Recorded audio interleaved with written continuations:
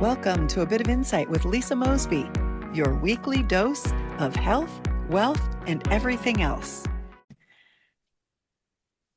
Point of healing, ancient wisdom for modern wellness. Hey, could a tiny needle really be the key to less pain, better digestion, balanced hormones, and a calmer mind? Today, we're uncovering the science and soul of acupuncture, how this ancient art meets modern medicine to restore the body's natural balance. If you've ever been needle curious or wellness focused, this episode is for you. Hey, everybody, welcome to A Bit of Insight, the podcast where we blend wellness, wisdom, and wonder to help you live a better life, a life that you love. I'm your host, Lisa Mosbey, entrepreneur, speaker, and today, wellness advocate.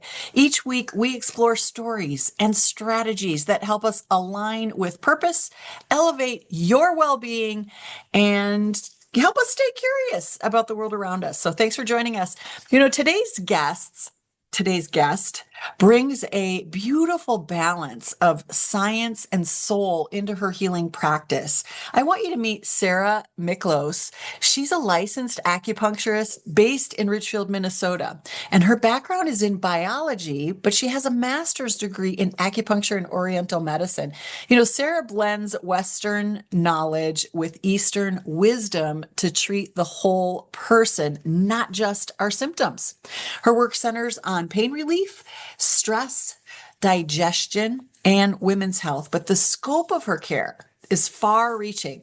She's also an outdoor enthusiast like me, yoga lover, and devoted to bringing wellness into her community, one patient and one needle at a time.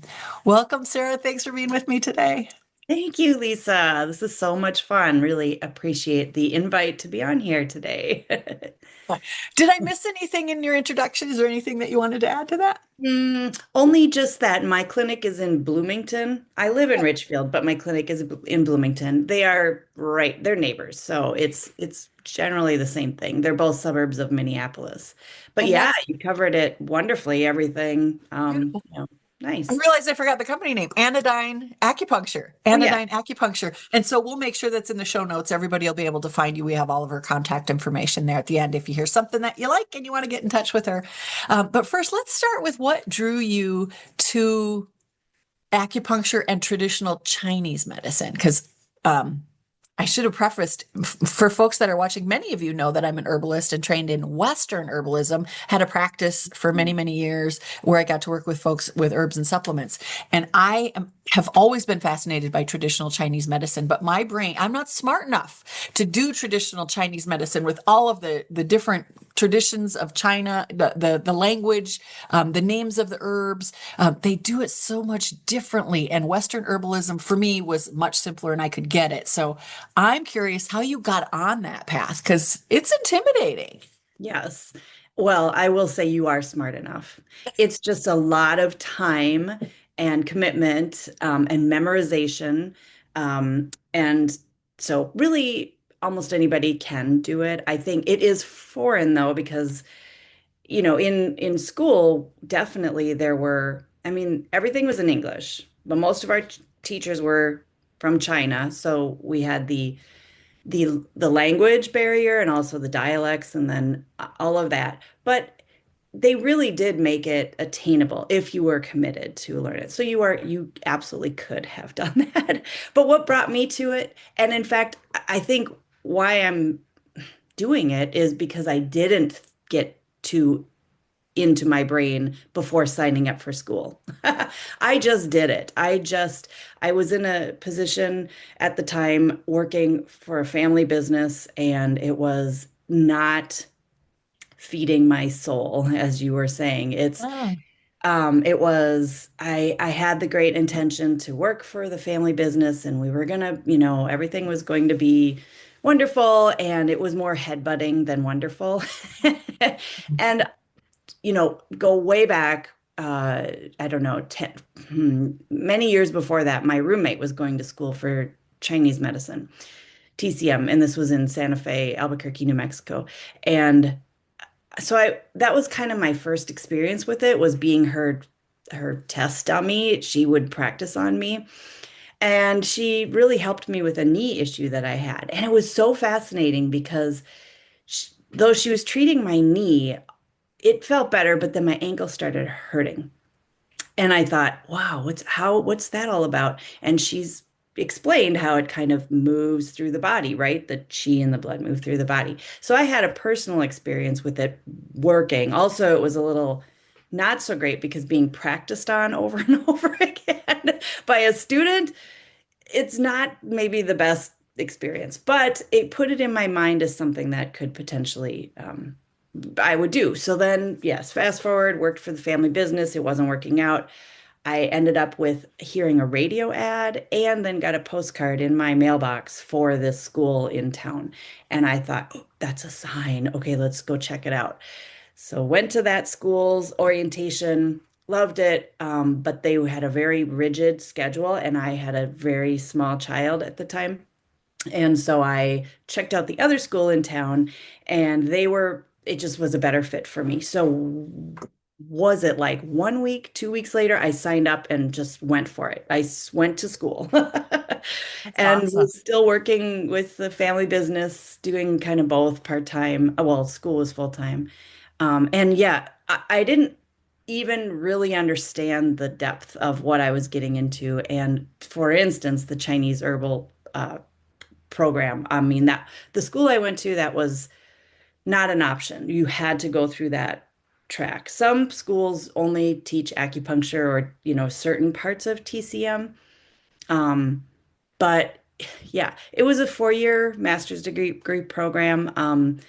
4 years of herbs, 2 years of watching the doctors in the clinic, and 2 years of me being in the clinic and the doctors watching me in a sense. But yeah, absolutely fascinating. A funny story though, first day in, I'm like, drive up, go in the school, and there's this Chinese guy standing out on the sidewalk smoking a cigarette. And then, okay, that's kind of all right. So I go into class. That guy ended up being my instructor for my TCM 101 class. And I thought, well, isn't this interesting? Like, I'm here for wellness. yes, but it's all balance, yin and yang. And, I mean, really, it really honestly is. You can never be perfect, and you never, because we're always trying to find the balance, the yin or the yang, or the up and the down. And so he smoked, but he also did plenty, I don't know. He was kind of a stressed out guy. People But give me a hard time about that because I know how to fix what I break. Like if I eat too much sugar, I know how to fix that. If I yeah, have too much wine, I'm taking charcoal, maybe do a little bentonite clay, and I know how to fix those things. yes, Um, so it's not that it gives us permission to be bad, but because we have these tricks in our bag, sometimes we go off that path of wellness a little too far. But then we need to bring ourselves back, and we know how to do that. So yeah, don't do what we do what we say, because we probably are, knowledgeable in these areas, but sometimes we also have to discover things, I think. When I went through herbal training, one of the things that they taught at the Dr. Christopher School of Natural Healing is that we never prescribe something, or we never give an herb to someone that we haven't actually tried mm, ourselves. Now, you wouldn't find that in modern medicine. Most doctors have not tried the pharmaceuticals that they give out or they dole out, because we have to understand how herbs work in our body. So I love that you're saying you were the beta tester of her needling when you first got started. So it gives you a foundation, an understanding of what it's like to be the receiver. And so it gives us that compassion for the people that we're working with. We understand. I know that if I drink juniper berries, or, a tea with juniper berries, I'm going to be in the bathroom in 15 minutes, and I'm going to be peeing all day long because, yeah. it's going to pull that fluid out of my system. So I want to be delicate and gentle with those people that we're working with. And I think that that's your foundation. That's where you started. Can you walk us through like a first time acupuncture experience? What would somebody be experiencing through that? Sure. Okay. Well, I do need to preface that with my acupuncture clinic is considered, well, it's called Anodyne Community Acupuncture. So it's a very different experience than maybe what many people think of acupuncture. Oh, and even that I was taught in school was, you are you it's one-on-one in most traditional places, most places. But my clinic because it's a community acupuncture clinic. It means that it's being treated in a group situation, kind of a group setting. So yeah, just generally you walk in. If it's your first time in, you walk in, we have a chat, we have a discussion, we have a consultation. Um, it depends on how long, maybe, 10 minutes. It depends on if a person's had acupuncture or if we're starting very much from scratch. Could be a 10-minute consult, could be 20, 30-minute consult. That's okay. All of it's okay. It's and then after that, the person pays, and then they go into the treatment room where I have five zero gravity chairs, and the person picks whatever chair they want. They lay down, and then I come over and do the treatment. I always say, and unless, yeah, I always say 30 minutes minimum for a treatment, but they are welcome to stay as long as they want. And that is a very odd concept for a lot of people. Like, how do they think, how do I know how long? I think that's a hugely important piece of this is that it's not up to me. I want to give people the power to make these type of decisions for their own health, right? So it's not only do I let them choose the chair they sit in, choose the amount of time that they want to stay, I have a sliding scale fee structure so they can choose what they want to pay. It's all the same, you don't get treated less for if you pay less. So yeah, anyway, so you're laying there and you're zonked out and after the needles are in and then it's been 30 minutes and I start looking to see if your eyes are open and you're looking at me and if they are, I'll come and get you up. But if they're not, I just kind of check on people every few minutes. It is a group situation setting, but it's quiet, it's peaceful, there's pretty music going on. And so yeah, we work in whispers. Everybody's whispering there. Yeah. Yeah. It's so serene. Like, and I don't know, it's almost like I'm not going to say almost like there is an energy that's created because it's a group environment. It's a healing energy that you're walking into when you walk into that room. And so it almost feels like it's working better because other people are healing at the same time and you're commingling that healing energy. It's really interesting. It was new to me because I had always done one-to-one acupuncture when I had a bike accident and crashed and I was going often for acupuncture in the shoulders and in my knee. And the community acupuncture is a different style.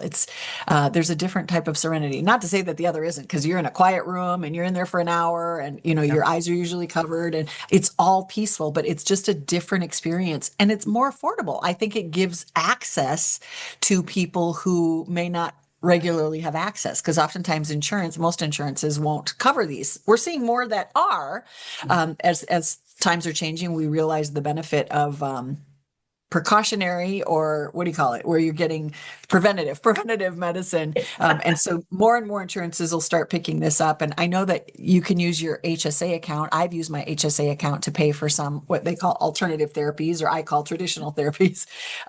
Yeah, so just a different environment. What are some of the common conditions? I know for me it was joint related stuff, shoulders, knees. What are some of the common conditions that people might seek out acupuncture? Yes, you're absolutely right. The joint pain in general is number one. And the clinic name is Anodyne, and the word anodyne means pain relief or soothing to the mind. So I do think those are the two really biggies that I'm treating at Anodyne are pain. And yes, it's usually shoulders, low back, knees. Yep, headache. That's pain, but that's not joint pain. And then soothing to the mind is for anxiety or insomnia, all of that.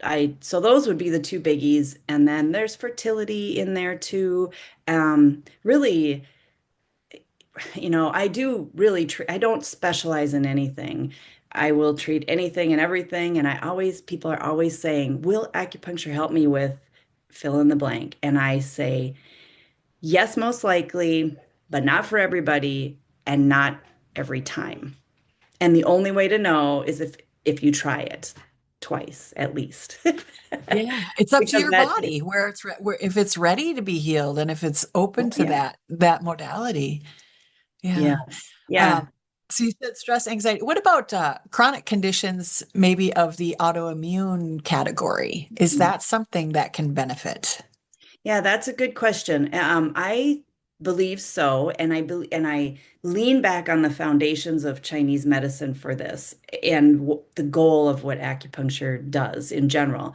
I think about it as it's like it's doing two things. One, balancing back to the yin and the yang, trying to find homeostasis, balance. Autoimmune is when things are out of balance, right? There's something I always think of thyroid, right? Hypo or hyperthyroid. We've all kind of heard of that. That's over or above or below, right? So trying to try or all of it really high blood pressure, cholesterol's off, high, low. So in general, picking a treatment protocol to try to help balance the body, trying to help the body balance itself is actually a better way of putting it. Um, and then the other kind of goal of acupuncture is to get, this is Chinese medicine terminology here, but getting qi and blood moving through the meridians of the body. So we think when there's pain of any sort, the qi and the blood are not moving properly. And a blood, it is the red blood that we all know about, but it also has a little bit more ooh, of a different meaning in Chinese medicine as well. It's kind of more fluid and lymph and all of the things. Anyway, and so yes, by choosing points along the meridians of the body, we get the chi and the blood into those areas to help them heal. So, yeah, and it's always interesting, actually, as a Chinese medicine practitioner, because people will come in and tell me their Western medicine diagnosis. Well, I didn't go to Western medicine school. So in my brain, I understand it. I mean, I'm very informed on what these things are, and I still do my own studies on what does lupus mean, like We don't I treat know diseases, we put the body back into homeostasis, right? I mean, exactly. Yes, there's a yeah, little that goes on in my brain that says, what does lupus mean in Chinese medicine? And I then kind of re-diagnose and reassess and then treat accordingly, according to my medicine that I learned. Yeah. modality. Yeah, I don't even Yes. call it medicine so much as a modality or, yeah, it's a process of bringing the body back to its optimum function. So I Mhm. think there's still a lot of confusion in the West about traditional Chinese medicine and what keeps being termed alternatives, even though it was here far before we had pharmaceuticals and we had the medicines that we have today. So let's talk about that. You mentioned a couple of words, meridians and chi, and I've seen chi spelt CHI and QI. So I think there might be some confusion. So let's do a little class. Let's talk about definitions. When you use the word meridians and energy, what do you mean by that? Darn, I wish I had my little chart. Although this is mostly a podcast anyway. I know we Yeah. are video recording, but let's see. Okay, meridians, first of all. So they are invisible lines. I see them because of all my studying and my charts and things. There's lines that are drawn over the body, the two-dimensional pictures of where these meridians are. So yeah, you just would there, and then along these meridians, along these lines are the acupuncture points. And there are, well, they say 365 acupuncture points in the body, which is very interesting because of the days of the year. But I know there's more also, um, because there's points called Osher points, which are points that we like if a person has a pain here, oh, okay, then we'll put the needle there. That Okay. sometimes happens. Anyway, so there was no such thing as x-rays or MRIs or any way to see inside the body besides physically seeing inside the body back when this whole system was created. So though now there are ways of testing. They do functional MRIs and different things that when an acupuncture point is stimulated along these meridians, different parts of the brain will light up. So even though they weren't able to see all of this with technology back when the system was created, they figured it out. Is it just time? Was it just trial and error? Probably to figure this all out.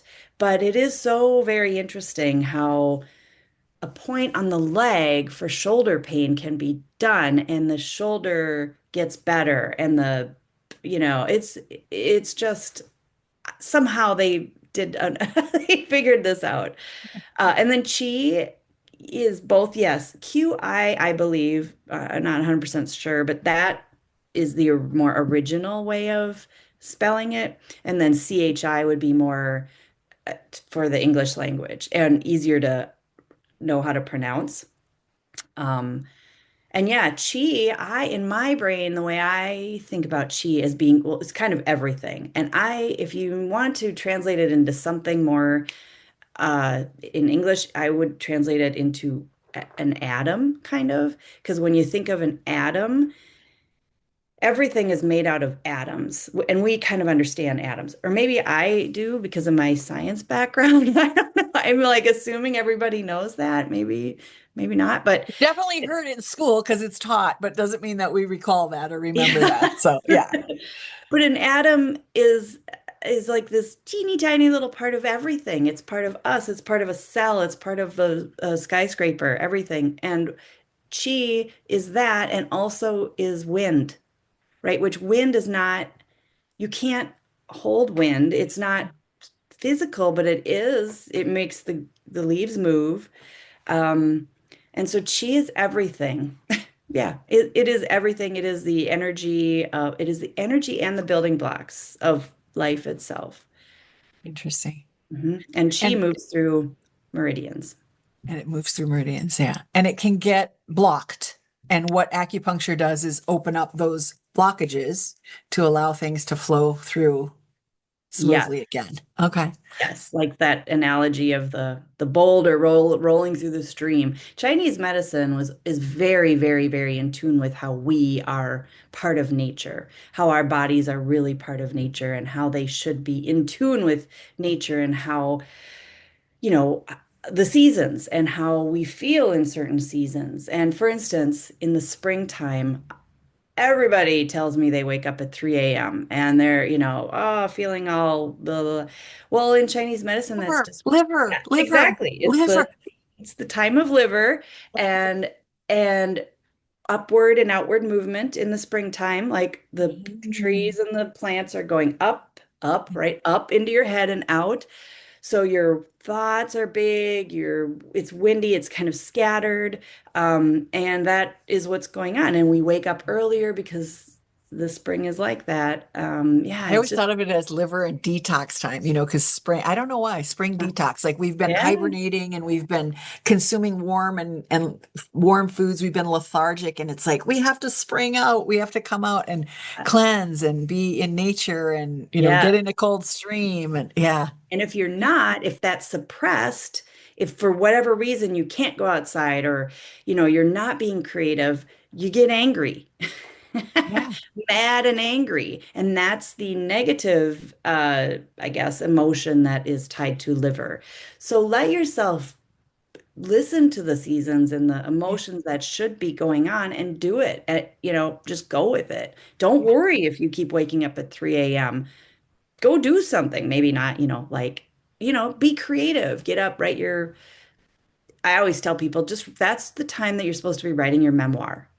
Just do it. Wayne Dyer, author of, I don't know, 40 some books. I don't know if you've read any of him. I think any of his books. His first one, I think, was called The Erroneous Zones. And he has such a great story about this. But he talks about writing all of his books at 3 o'clock in the morning. That's when he received the download that the world was sleeping and he would get up and he would sit there and write and write and write and write. And he would produce chapter after chapter after chapter in the middle of the night or 3 o'clock in the morning. Specifically, he would say 3 o'clock in the morning in some of his speeches and presentations. So there's truth to what this lady is Wow. speaking.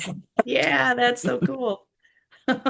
You know, um, I was thinking about how like food, it's all of those things. You said how nature is here for us and our body tells on itself. It's always giving us clues. We like to treat symptoms rather than actually finding the root problem of something. The symptom, we don't treat the brown leaves on the tree. We go to the root system and we give it some food and we give it some nutrients. And we're the same way. When something is out of whack, our body tells us if we're itching a lot or if our hair is falling out or, there's things that the body is giving us these signs and these clues. What role does lifestyle, food, movement, and mindfulness play in your treatments with TCM and acupuncture? Yeah, it's so true how important that is. And I will say again, my clinic is a community acupuncture clinic, which does not give me a lot of one-on-one time with people. Yeah. Um, I really specialize in, so TCM, traditional Chinese medicine, is acupuncture, herbal medicine, qigong, tai chi, and dietary therapy. Those are kind of the main five things, which absolutely, I think of Chinese medicine as the original functional medicine. Functional medicine is kind of cool and trendy and awesome and looking for the root. Chinese medicine was doing that, 5,000 years ago, Centuries. 6,000. Yeah. Yes. And again, and it was all of those things were how you get better. It was not just, here's a pill, there you go. Or even here's a needle, there you go, you're all done. So my business model definitely does not incorporate that as much as a one-on-one. And I will refer people to different clinics around when I know that a person really needs a deep dive in that because it is so important. But I honestly can't give the time to everybody because it's kind of a high volume treatment or high volume clinic. Yeah. So after that first consultation, the next consultations with people are just minimal because for me, I really believe the acupuncture needles are doing the job. I am no, it's not me. I am the conduit between what I've learned, the needles, and the person, and it's their body doing all of the work. However, kind of back to your question, and how I mentioned Chinese medicine is very much based on nature. Uh, the healthiest humans in the world, I think, are out in the sun in the morning, are moving their body, are eating, the foods that have one ingredient, right?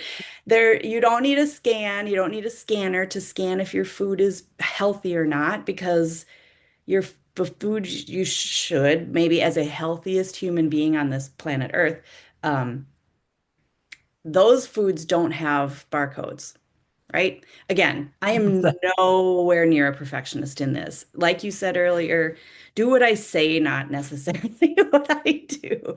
And live life also. Be happy. Joy, you got to do yin and yang. You got to have ups and downs. Flatline, nobody wants to be flatline. That's not a great way to live. So, yeah, and it's definitely, I loved learning it all in school. I loved all of that, and I fully believe in it. And yes, if you are looking for a deep dive, find a traditional Chinese medicine practitioner who is doing the full scope, and you're going to have an amazing experience. And then when you know acupuncture really, really, really works for you and you love it, come and see me because then you can just come in, get some acupuncture, and have a nap, a needle nap, as they I say. love it.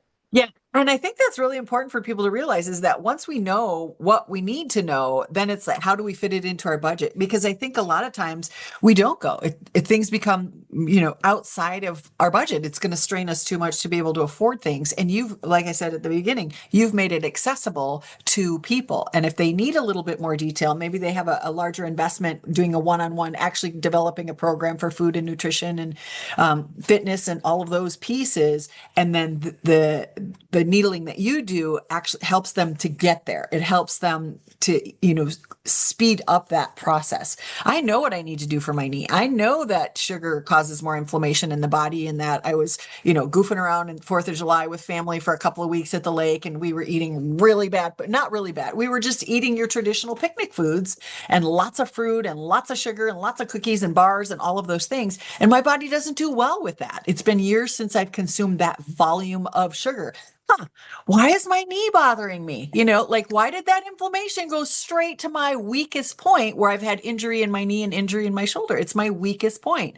Now, to move that out, it's flush the body with water, get the right whole foods into my system, get back to what I know reduces the inflammation in my body, and see community acupuncture, for several treatments a week so that I can speed up the blood flow, get the chi moving in those areas, and relieve that pain. I don't need to take an aspirin. I don't need to take a pain pill. I just need to change the things that went out of homeostasis, put them back in, and then the body knows what to do with the rest of it. And I think that's the beauty of what you offer in this arena. There are general practitioners in the medical field, there are brain surgeons, there are osteopaths, people that work on the joints and things. Everybody has their specialty, and your specialty is that access point for people to get the need fixed and in an affordable method, and to help them move through that process quickly. So thank you so much for all of this. This was a great conversation.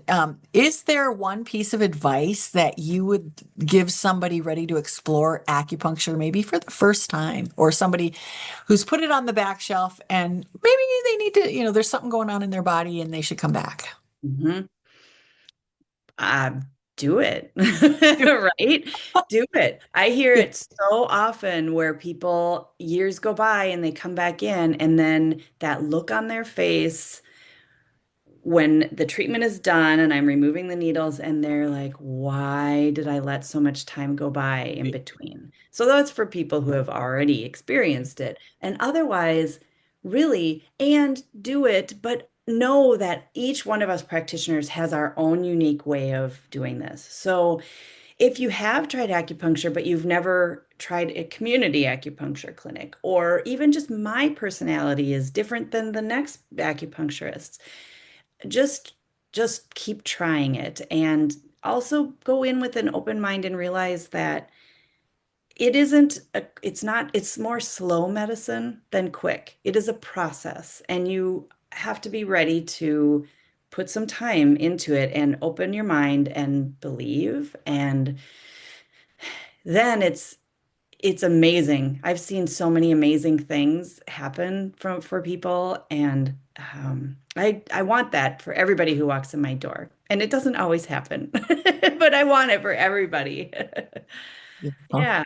Yeah, I think fear, sometimes it's our own fears that get in our way, and fear, one acronym is false evidence appearing real, where we think it's something, but we don't really know, it's false. We have this false Mhm. story, this false frame that we're telling ourselves. And so it's needles. I'm afraid of needles. I can't give blood. I can't. The needles are so teeny tiny. It's like a pinprick. It's not like a needle. That word just has such a harsh meaning when you think of a big old Yeah. hypodermic needle, or them taking blood. Like, it's not that at all. It's not No. that at all. It's such a serene experience, and then that first needle goes in and you're just kind of Hmm. so Yeah. relaxed. Yeah, Can and you speak to fear? Yeah. I've been doing this for over 10 years, right? And so I've seen and I've done over 20,000 treatments, acupuncture treatments on people. So I've seen a lot, and I can really read the body for a person who is very afraid, and I act accordingly. I have different size needles. We don't have to do 50 needles on somebody who's new and a little afraid. I don't really ever do 50 needles, actually.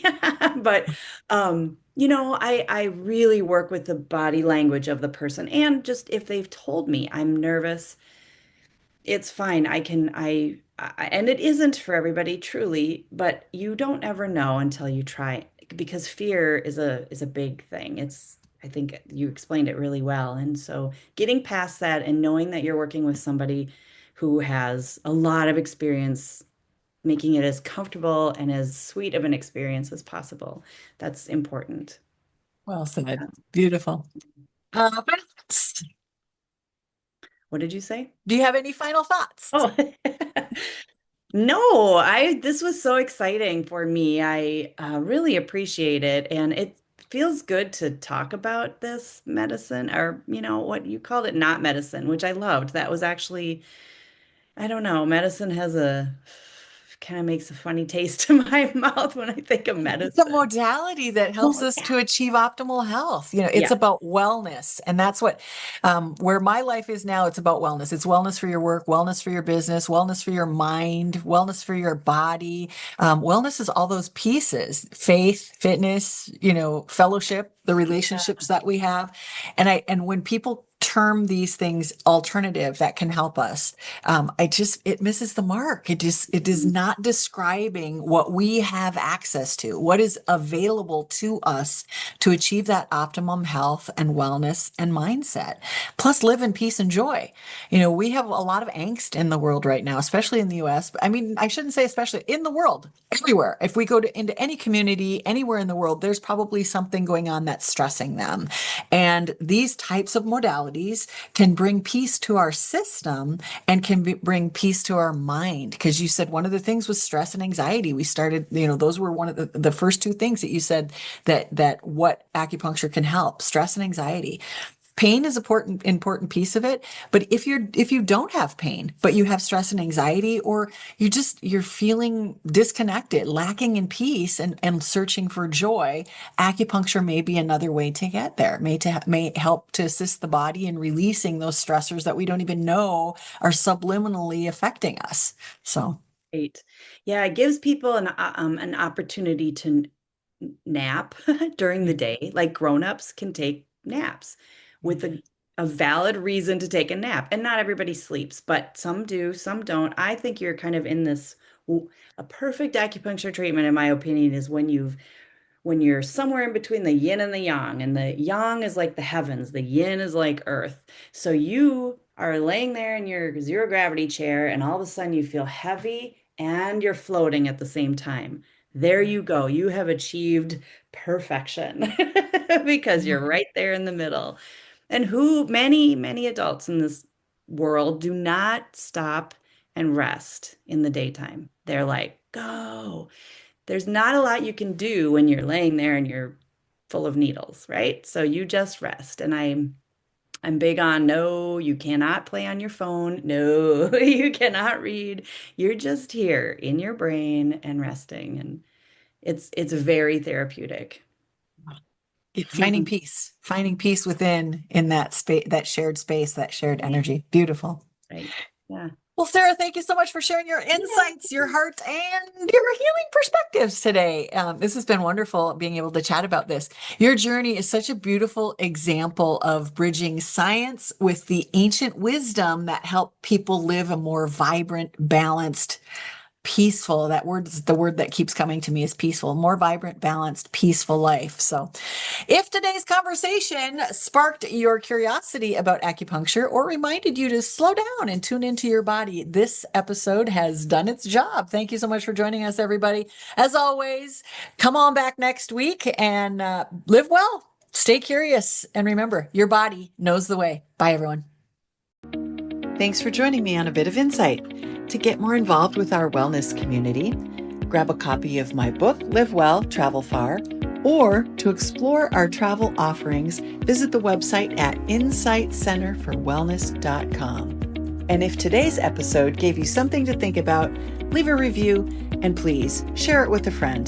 This is Lisa Mosbey reminding you to live well, travel far, and always follow your insight.